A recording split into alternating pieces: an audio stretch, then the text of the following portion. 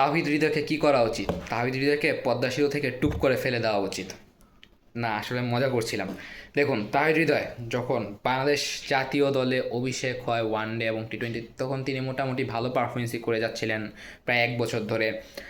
কিন্তু সমস্যা বাদে তিনি যখন লঙ্কা প্রিমিয়ার লিগ শ্রীলঙ্কায় খেলতে গেলেন, তার বিপক্ষে সাকিব যখন বোলিং করলো, তার উইক জোনটা, তার দুর্বল জায়গাটায় কিন্তু সাকিব বারবার বোলিং করে তাকে ডিসিভ করেছেন এবং তাকে আউট করেছেন। পরবর্তীতে সে টেকনিকটা কিন্তু ইন্টারন্যাশনালও কাজে লাগানো হয়েছে তাওহিদের বিপক্ষে। হৃদয় অফ সাইডে একবারই খেলতে পারে না, তার কাট শট, লেট কাট শট একটাও হয় না। তার মাথা ফল করে যায়, তার ব্যাটিং ঠিক নেই অফ সাইডের বলগুলোতে। সেজন্য আমার মনে হয় তাহিদকে একটু বিশ্রাম দেওয়া উচিত। সেই বিশ্রামে তিনি যাতে অফ সাইডের বলগুলো কিভাবে খেলবেন সেই টেকনিকটা তার আয়ত্তে আনা উচিত। আমাদের দেশীয় অনেক ব্যাটিং কোচ আছেন, তাদের সাথে কাজ করে।